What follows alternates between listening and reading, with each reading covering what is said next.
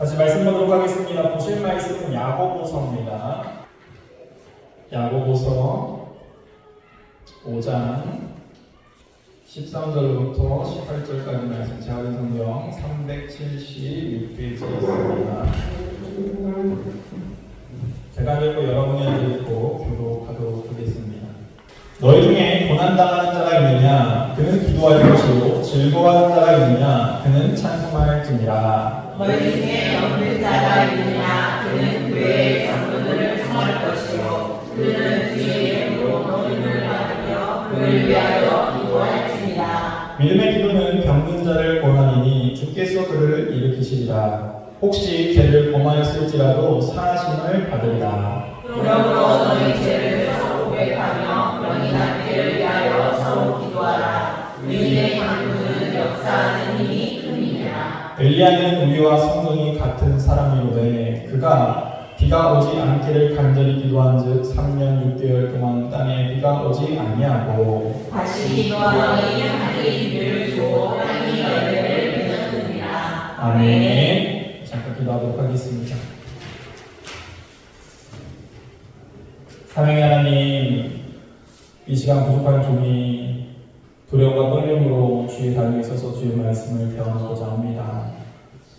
부족한 종을 말씀의 도구로 통로로 사용하여 주시고 우리가 나누는 이 말씀이 하나님께서 우리에게 허락하여 주시는 살아 역사하는 말씀이 되어서 우리의 삶과 가정과 또한 아버지 이 지역과 이 세상을 살릴 수 있는 말씀이 되어서 30배, 60배, 100배 아름다운 결실을 맺게 하시고 주님께서 허락하신 그 열매의 풍성함을 세상은 바라보게 하시고 깨닫게 하셔서 주님께 돌아오는 역사가 있게 하여 주시옵소서.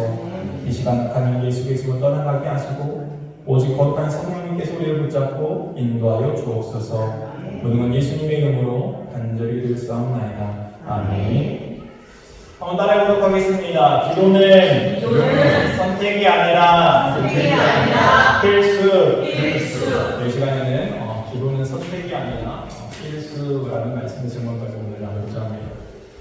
우리가 교회를 다니면서 많이 듣는 이야기 중 하나는 기도해야 된다라는 것이죠. 기도합시다. 기도해야 합니다. 근데 문제는 우리가 기도해야 되는 것을 알아요. 기도해야죠. 언젠가 할 거예요. 라고 근데 기도를 뒤로 미룬다는 거예요. 왜 우리는 기도하는 것을 멀리 할까요? 왜 기도하는 게 이렇게 달갑지 않은 것일까요? 그것은 기도라는 것은 영적인 일이기 때문에 그런 거예요. 우리 인간은 본성이 악합니다. 본성이 죄성이 있어요. 죄를 가까이 하는 게 더 편해요. 그런데 우리가 그 영적으로 선한 일을 하려고 하면은 우리의 이 죄성이 반하는 것이죠. 그래서 기도하려고 해야 되는데 기도하기보다는 좀 쉬지, 나중에 하지, 언젠간 하겠지 하고 뒤로 밀어버린다는 거예요. 그러나 우리가 깨달아야 되는 것은 기도라는 것은 이 선택이 아니라 필수라는 거예요. 우리가 기도하지 않고는 깨어있을 수 없다는 거예요. 이 예수님께서 십자가를 지시기 전에 이 제자들에게 나누시면서 말씀하셨어요. 내가 이 십자가를 져야 되고 내가 죽을 것이다. 그랬더니 갑자기 제자들이 예수님의 말을 듣고 예수님이 무슨 말입니까? 사람들이 예수님을 다 버려도 저는 절대로 버리지 않겠습니다. 그렇게 호언장담했던 베드로에게 예수님께서 말씀하십니다. 한번 보도록 하겠습니다. 마가복음 말씀을 보게 되어지면은 뭐라고 말씀하시는가? 이 예수님께서 너가 다 굴기 전에 2번이나 나를 부인하겠다. 그랬더니 베드로가 다시 힘있게 얘기하는 거예요. 한번 읽겠습니다. 시작. 베드로가 힘있게 말하되 내가 주와 함께 죽을지언정 주를 부인하지 않겠나이다 하고 모든 제자도 이와 같이 말하니라. 힘있게 말했다. 호언장담했다는 거예요. 정말로 마음을 다하여서 이야기했다는 거예요. 내가 주님 위해서 목숨도 바칠 수 있습니다. 주님 무슨 말씀입니까? 제가 주님을 버리다니 말도 안 되는 일이에요. 그러나 어떻게 됩니까? 결국에 예수님의 말씀대로 그 베드로와 제자들은 예수님을 버리고 도망가고 베드로는 다 오기 전에 예수님을 모른다라고 3번이나 부인할 뿐만 아니라 오히려 예수님을 저주하였다는 거예요. 어떻게 그러한 일이 일어났는가? 예수님은 이렇게 말씀하고 있어요. 마가복음 14장 37에서 38절 말씀.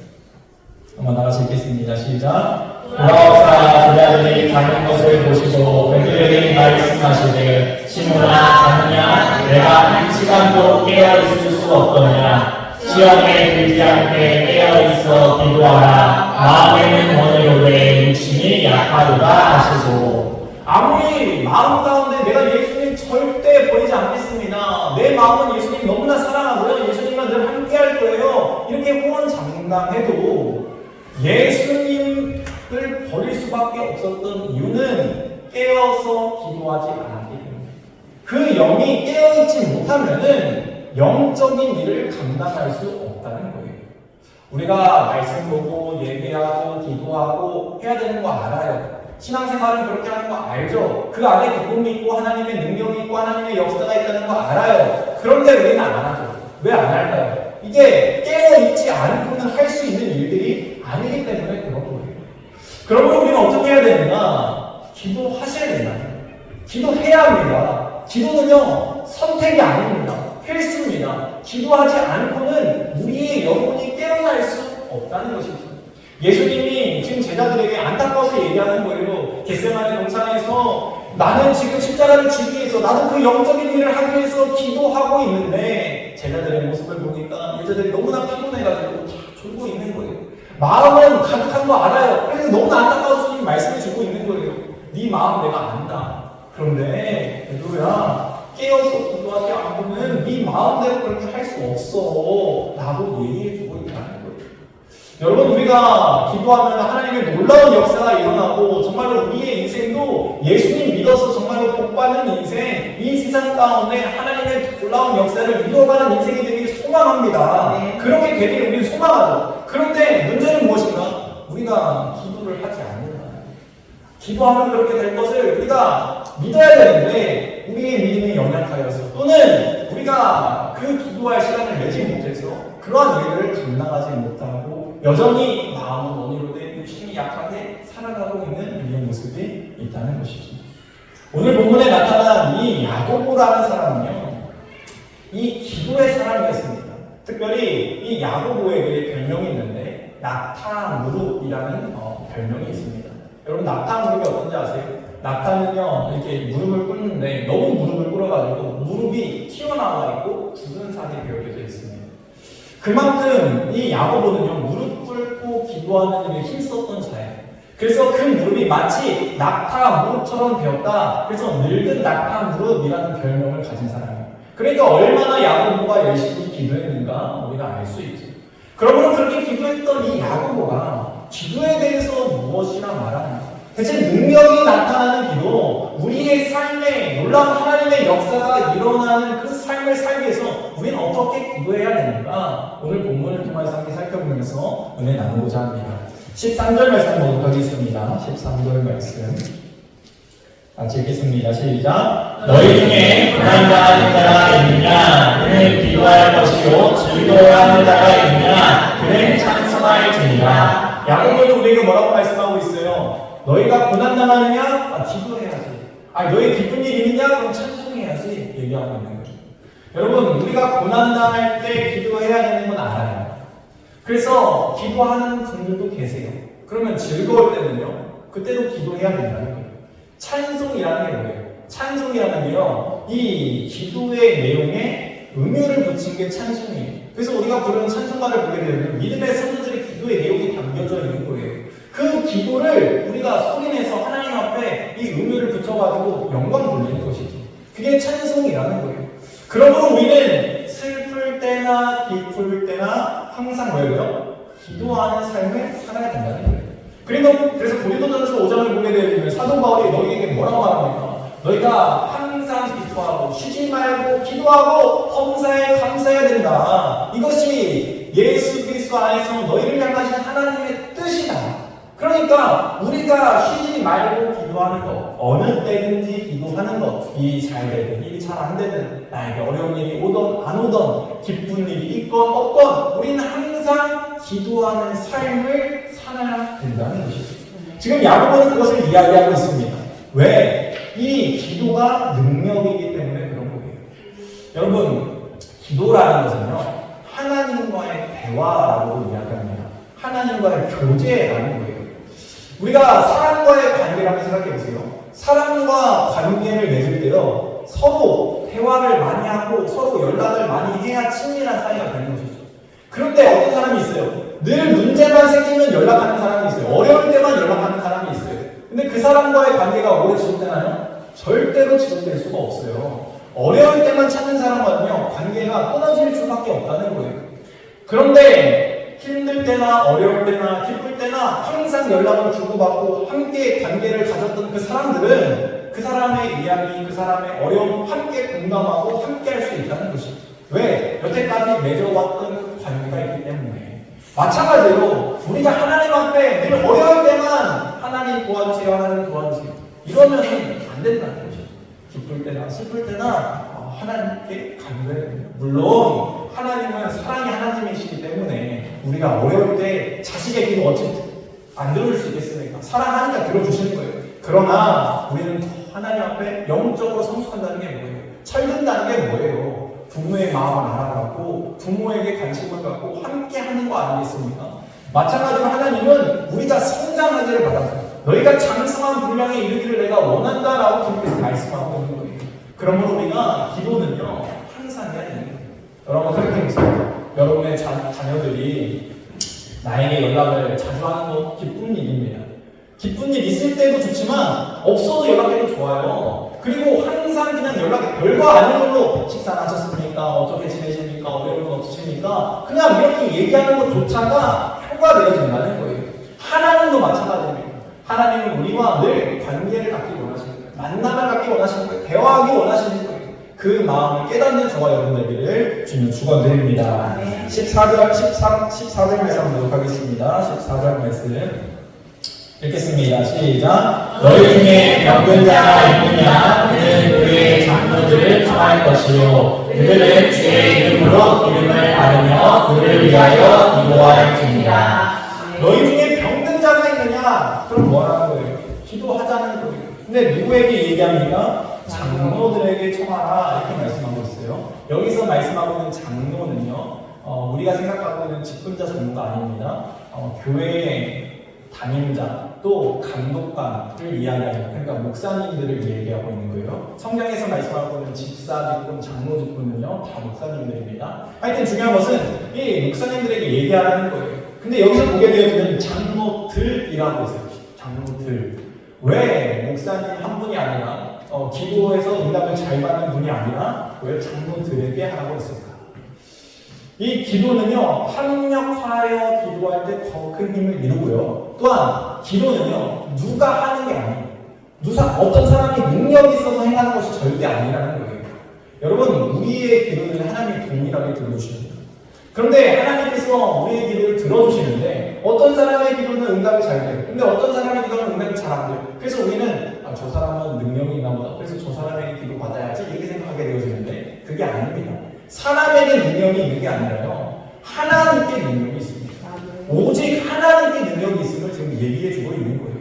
너희가 사람을 의지해서는 안 된다. 하나님이 우리의 기도를 들으시고 하나님께서 응답하여 주신다. 능력은 오직 주께만 있다. 이것을 말씀해주고 있는 것이죠. 그러면 우리가 기도해야 된다는 거예요. 근데 문제는 무엇인가? 우리가 하나님을 언제 찾아요? 병원을 먼저 찾아간 다음에 병원에서 안 된다고 하면은 그때서 하나님 찾는 경우가 많아요.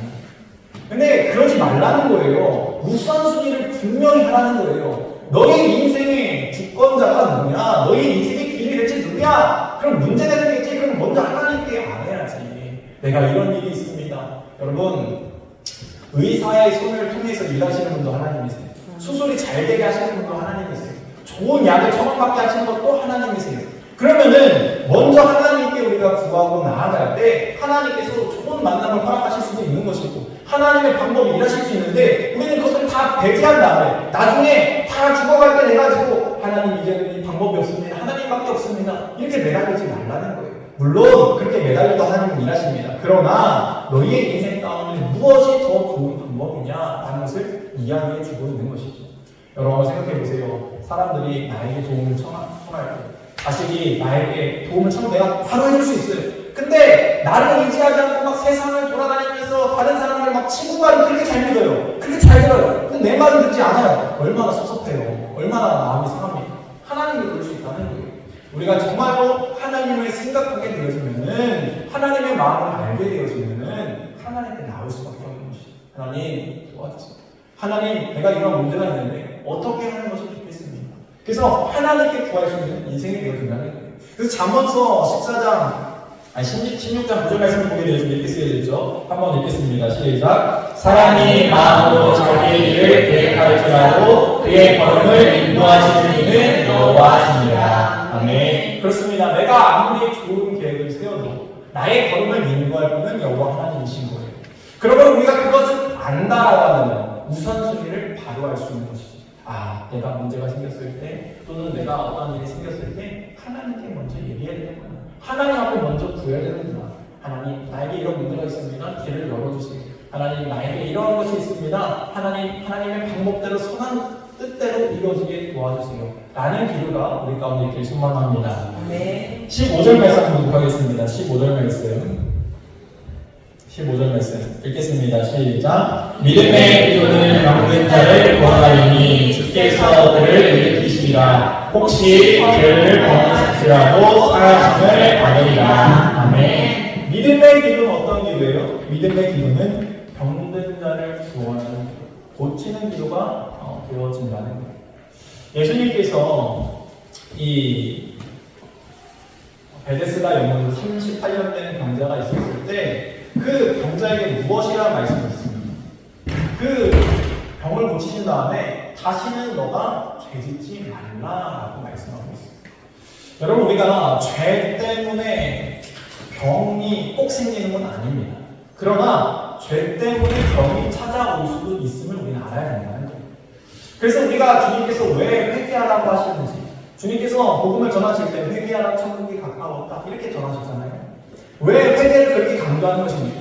베드로가 이 예수님 앞에, 주님, 저는 발 닦을 필요가 없어요. 예수님, 제가 성경에 어떻게 예수님께서 제 발을 닦으려고 하십니까? 씻겨주시려고 하십니까? 그랬더니 예수님께서 뭐라고 말씀하세요? 내가 네 발을 씻기지 않는 너와 나와 아무 관계가 없다. 그 말은, 다시 말하면 우리가 매일매일 회개하지 않고는 하나님과의 관계가 바로 설 수 없다는 거예요. 우리는 늘 이 세상 가운데 살아가면서 죄된 인생을 살아갑니다. 이 늘 유혹에 쉽게 넘어져요. 그런데 그 유혹 가운데 넘어지지 않을 수 있는 비결은 무엇인가? 바로 주님 앞에 회개하며 나아가는 것이죠. 주님, 나를 깨끗게 하여 주옵소서. 주님, 나를 청결하게 하여 주옵소서. 제가 청산학교에 그때 가가지고 이제 집회를 했다고 말씀드렸잖아요. 그리고 난 다음에 아이들에게 광채가 일어나고 성도에게 광채가 일어나고 그 다음에 또 사건들이 일어납니다. 이 광채가 있다는 것은 하나의 이 표준들이 있는데 그건 무엇인가? 광채가 있으면요, 첫 번째로는 좋은 일이 일어납니다. 또한 하나님을 더욱더 사랑하게 되고, 그래서 경건의 삶을 살아가게 되어지고 기도하게 되어지고, 또 그것들을 통하여서 하나님의 일하심이 이루어지게 되어진다는 것입니다. 그래서 그 아이들이 그 광채를 갖고 너무나 기뻐가지고 이제 매주 금요 기도에 참석하게 되어지고, 또한 아이들이 같이 기도했습니다. 그 아이들에게 방언도 받게 되어지고, 그 아이들에게 어떤 일인가, 그 아이들 중에요, 이 눈이 사시가 있어가지고, 사시가 돼가지고 여기서는 치료가 안 돼가지고 큰 대학병원, 서울에 있는 대학병원 갔더니 이게 교정이 안 되는, 나이가 너무 지나가요. 이제 중학생이 돼가지고 이미 때를 늦었다는 거예요. 그래서 수술밖에 없다는 거예요. 근데 이 수술하는 게 쉬운 것도 아니고 또 수술 비용도 만만치 않습니다. 그래서 이 아이가 그걸 놓고 기도했던 거예요. 그랬더니 이 아이가요, 이 사시가 교정이 있습니다. 하나님이 일하여 주셨습니다. 또한 한 아이는요, 발가락이 짧다는 거예요. 이 엄지발가락만 짧았습니다. 그래서 이 아이의 콤플렉스가 너무 많아요. 여자애인데 이 엄지발가락이 짧으니까 뭐 이렇게 여자들은 이렇게 양말 안 신을 경우가 많잖아요. 그러니까 발 보이는 게 너무 민망한 거예요. 그래서 이 발가락, 엄지발가락이 좀 자랐으면 좋겠다라고 그렇게 기도했다는 거예요. 다음날 일어나더니 한쪽 발가락이 자란 거예요. 한쪽 발가락만. 그래가지고 나머지 이제는 발가락도 자라게 해달라고 기도하고 있다라고 그러한 간증의 내용을 들었습니다. 여러분, 하나님은 일하십니다. 우리가 하나님의 역사와 표정을 보고 가만히 있어서는 안 된다는 거예요. 더욱더 우리는 뭐 해야 되는가? 하나님을 기도하라는 거예요. 내가 너와 함께하고 있다. 내가 너를 사랑한다. 라는 증거를 우리에게 반드시 보여주신다는 거예요. 그러므로 오늘도 우리는 반드시 기도하는 저와 여러분들 있습니다. 말씀 16절에서 한번 보도록 하겠습니다. 그러면 16절 말씀 읽겠습니다. 시작. 그러므로 너희들 서로 고백하며 병이 낫기를 위하여 서로 기도하라. 의인의 강구는 역사하는 힘이 뿐이니라. 그러므로 너희는 서로의 죄를 고백하라 이렇게 얘기하고 있어요. 우리가 하나님께 회개기도 하잖아요. 이 기도를 통하여서 하나님께 용서를 받습니다. 근데 더 나아가서 해야 될 일이 있어요. 그것은 무엇인가? 내가 잘못한 사람에게 찾아가서 용서를 구하는 것. 하나님께서 주님께서 뭐라고 말씀하셨습니까? 너희가 예배하다가 혹 친구와 아니면 형제와 싸우는 일이 생각나거든 그 사람이 가지고 먼저 그 용서를 구하고 관계를 회복하고 와서 다시 예배하라라고 말씀하셨다는 거예요. 주님은 하나님께만 용서 구하지 말고 네가 정말로 변화된 삶을 살기 원하느냐? 그러면은 너가 잘못한 사람에게 용서를 구해야 되지 않겠느냐라는 것을 말씀하고 있는 것이죠. 그리고 나서 너희가 서로 함께 낫기를 위해서 기도하라는 거예요. 중보 기도하라는 거예요. 여러분 우리가 이제 중보 기도할 텐데 왜 중보 기도합니까? 중보 기도의 힘이 더 크다라고 말씀하고 있어요. 두세 사람이 모인 곳에 나도 그들 중에 함께하고 있다라고 주님께서 말씀하고 있죠. 우리가 모인 이 자리에 하나님이 함께 하십니다. 주님이 함께 하십니다. 근데 더 나아가서 더 큰 힘이 어디에 있는가? 함께 협력하여 손을 이루며 기도할 때 하나님의 더 큰 놀라운 역사가 일어난다는 거예요. 그러므로 우리가 같이 기도 제목을 나누고 또 그 영혼을 같이 기도하는 것 이것은 하나님의 놀라운 역사를 더 빨리 이루어가는 방법과 비결이라는 것이죠. 그것을 우리에게 알려주고 있는 거예요. 17, 18절 말씀 마지막으로 보도록 하겠습니다. 17, 18절 말씀 읽겠습니다. 시작. 엘리야는 우리와 성정이 같은 사람이었는데 그가 오지 않기를 간절히 기도하는지 3년 6개월 동안 땅에 비가 오지 아니하고 다시 기도하니 하늘이 비를 주고 땅이 열매를 맺었느니라. 아멘. 엘리야는 어떤 사람입니까? 엘리야는요 구약 성경에서요 능력의 선지자예요. 하늘에서요 불을 내리기도 하고요. 그가 기도했더니 비가 내리지 않는데 3년 6개월 동안 내리지 않았고요. 그가 기도했더니 다시 비가 내렸다. 그럼 우리가 생각할 수 있죠. 야, 엘리야는 정말 능력이 엄청나구나. 엘리야는 뭔가 특별한 무슨 힘이 있지 않았을까라고 생각하게 되어지는데 오늘 본문은 뭐라고 말씀합니까? 엘리야도 너희와 성성이 똑같은 사람이야. 엘리야도 죄 짓고 싶은 마음이 가득하고 기도하지 않고 싶은 부정적인 마음이 가득하고 하나님을 떠나고 싶은 마음이 가득했던 사람이야. 그런데 그 사람이 하나님 앞에 기도하고 하나님 앞에 나아가게 되었으니까 하나님께서 그를 사용해주지 않았는 거예요. 성경에 수많은 믿음의 손들의 이야기가 나옵니다. 그런데 그들이 특별해서 하나님께 쓰실 것이 아닙니다. 하나님은요 이 너무나 작은 인생, 티끌과 같은 인생들을 하나님이 들어 사용하면요 놀라운 능력의 사람이 되어지는 것이죠. 마찬가지로 엘리야에게 이러한 놀라운 역사가 일어났다는 것, 우리가 성정이 똑같은 사람이라는 것 얼마나 큰 위로와 힘이 되어집니까? 그러므로 우리가 하나님 앞에 나아갈 수 있는 이유가 여기에 있는 거예요. 하나님, 나도 엘리야처럼 쓰임받고 싶습니다. 하나님, 나도 그 엘리야 같은 놀라운 이적과 기적의 기도 그 응답이 있기를 소망합니다. 하나님, 나에게 힘을 더하여주세요. 그럼 우리는 이걸 의지해야 되는 거예요. 하나님을 의지할 수밖에 없는 것이죠. 하나님을 바라볼 수밖에 없는 거예요. 하나님은 우리의 아버지가 되어주십니다. 그래서 하나님 앞에 우리가 부르짖을 때 나의 생각이 변하게 되어지고 나의 삶이 변하게 되어지고 그 다음에 나의 삶이 변하고 나의 환경도 변하게 되어지고 가정이 변하게 되어지고 이 지역이 변하고 이 세계가 변하게 줄 믿습니다. 여러분 하나님은 오늘도 동일하게 일하십니다. 하나님의 놀라운 역사가 저와 여러분 가운데 기도를 통하여서 그 문이 활짝 열리고 그 하늘의 축복이 여러분 가운데 가득가득 채워지기를 주님의 이름으로 축원드립니다.